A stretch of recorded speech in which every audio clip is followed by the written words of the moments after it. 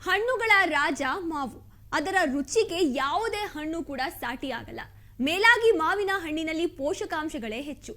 ಜನರು ಮಾವು ಮತ್ತು ಹಣ್ಣುಗಳನ್ನ ತಿನ್ನಲು ಇಷ್ಟವನ್ನ ಪಡ್ತಾರೆ. ಆದರೆ ಮಾವಿನ ಎಲೆಗಳಲ್ಲೂ ಹಲವಾರು ಔಷಧೀಯ ಗುಣಗಳಿವೆ. ಮಾವಿನ ಎಲೆಗಳಲ್ಲಿ ವಿಟಮಿನ್ ಸಿ, ಬಿ ಮತ್ತು ಎ ಸಮೃದ್ಧವಾಗಿದೆ. ಅನೇಕ ಇತರದ ಪೋಷಕಾಂಶಗಳು ಕೂಡ ಕೂಡಿದೆ.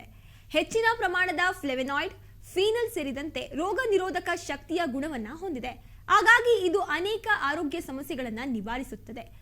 ಮಾವಿನ ಎಲೆಗಳ ಚಹಾ ಪ್ರತಿದಿನ ಕುಡಿಯೋದ್ರಿಂದ ತೂಕವನ್ನ ಬೇಗ ಕಳೆದುಕೊಳ್ಳಬಹುದು.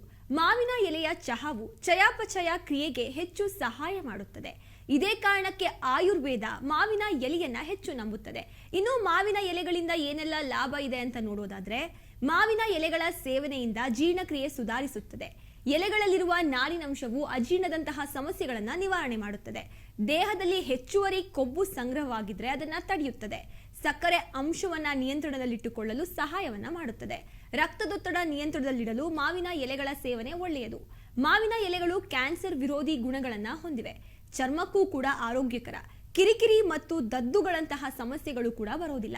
ಈ ಎಲೆಗಳ ಸಾರವು ನೀವು ಹೆಚ್ಚು ಯಂಗ್ ಆಗಿ ಕಾಣಲು ಸಹಾಯ ಮಾಡುತ್ತದೆ. ಮಾವಿನ ಎಲೆಗಳು ಕೂದಲಿನ ಸಮಸ್ಯೆಗಳನ್ನು ಕೂಡ ನಿವಾರಿಸುತ್ತದೆ.